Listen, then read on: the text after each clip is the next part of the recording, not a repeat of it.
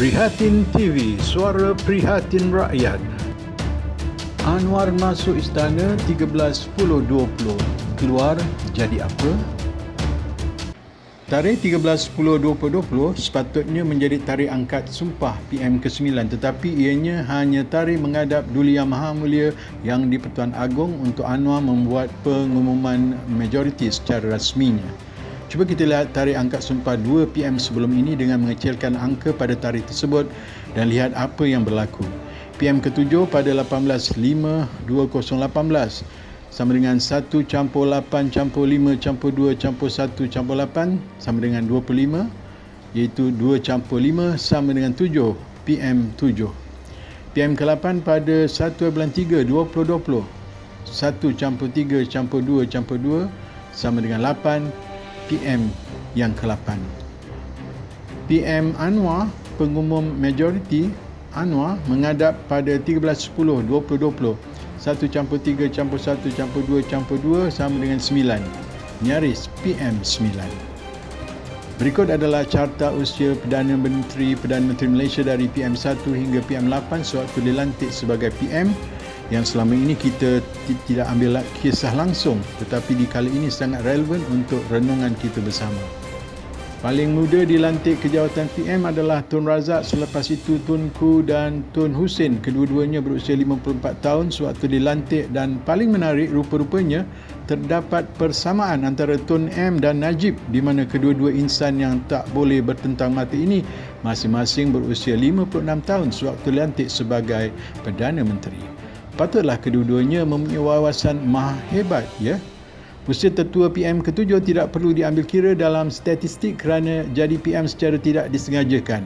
Ya, ini tak jangka menang pun, serta tiada kebebasan memerintah kerana di remote controlkan oleh dua kabilah utama dalam Pakatan Harapan. Terkini jika Anwar mahu sangat jadi PM, kena pada tahun 2020 ini juga kerana usianya akan sama dengan Muhyiddin, iaitu 73 tahun. Ini kerana mengikut graf usia PM ia akan menurun atau setidak-tidaknya mendatar. Tahun hadapan Anwar sudah berusia 74 tahun, menjadikan beliau kedua tertua selepas PM ke-7. Rakyat Malaysia tidak perlukan pemimpin kitar semula dan dah expired terlebih tarikh luput gitu. Rakyat Malaysia perlukan pemimpin muda bawah usia 50 tahun macam Tun Razak. Calon-calon yang layak dipertimbangkan ke jawatan ini ada dua pada hemat kami, iaitu KJ 44 tahun dan Rafizi 43 tahun. Jadi benarlah seperti kata-kata wartawan anugerah Pulitzer William Passett dalam Nikkei Asia bahawa Malaysia's Mr. Yesterday is the wrong man for tomorrow. Anwar Ibrahim should make way for a new generations of leaders to lead the country. Malulah kalau orang luar, kalau wartawan asing kata begitu, macam negara kita ini benar-benar ketandusan pemimpin-pemimpin muda. Maka kalau kita lihat dari dua nama orang muda ini datang dari dua parti bertentangan, UMNO dan PKR.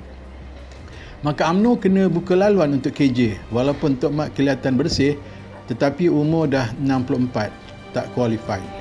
Zahid tak layak untuk di storytellingkan langsung, ya. Terus terang kami katakan bersatu pun tiada calon bawah usia 50 berkaliber yang boleh dipertimbangkan.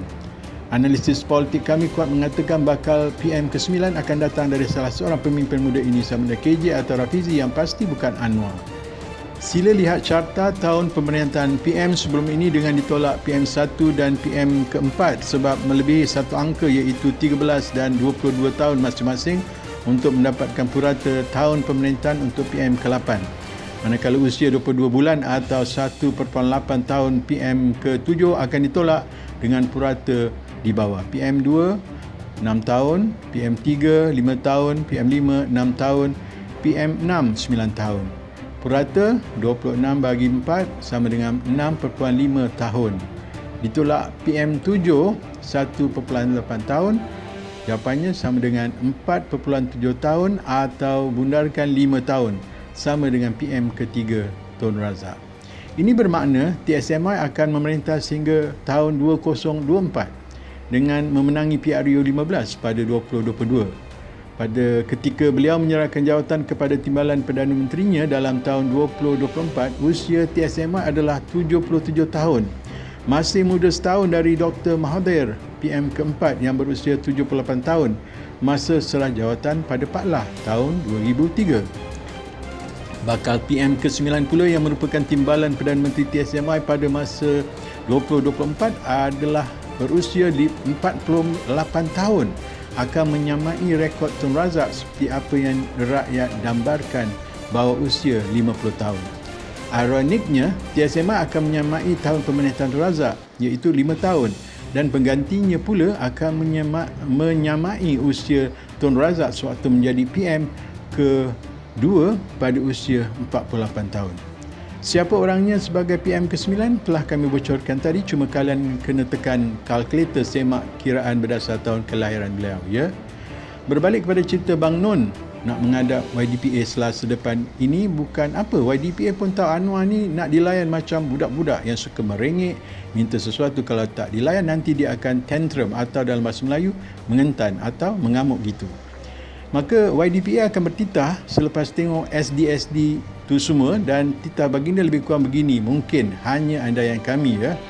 Keutamaan beta dan memanda menteri adalah untuk memastikan keselamatan dan kesejahteraan rakyat dalam menghadapi gelombang ketiga pandemik COVID-19 ini.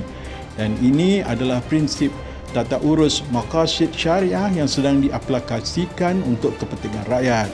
Memandangkan Memanda Menteri masih terus memikul tanggungjawab dan pernah berjaya memenangi pandemik ini pada gelombang pertama, maka beta memberi sepenuh kepercayaan kepada Memanda Menteri untuk menanganinya semula.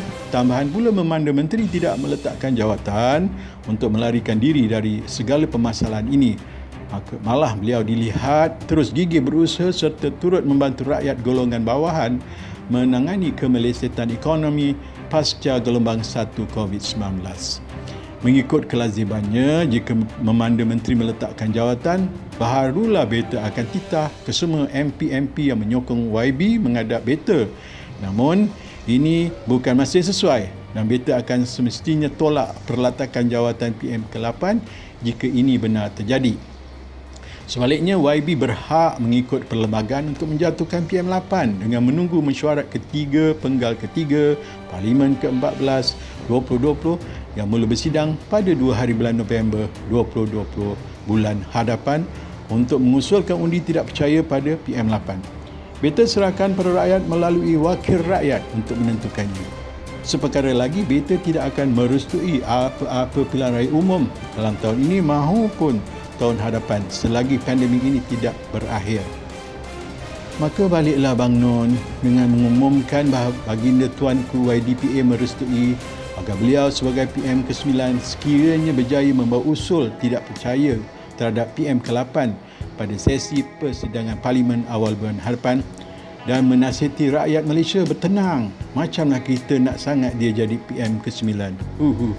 Dan yang pasti beliau tidak akan mengeluarkan senarai nama MP-MP yang menyokong beliau yang dipersembahkan kepada Duli Yang Maha Mulia Yang di-Pertuan Agong, terutamanya dari KM bukan PH, kepada pihak media untuk mengelakkan dari MP-MP tersebut dibash oleh rakyat dan ahli parti masing-masing. Tunggu dan lihat sama ada MP-MP UMNO berani angkat tangan masa kat Dewan Rakyat nanti, melainkan ramai yang angkat kaki. Ya, ini keluar Dewan macam protes kuno.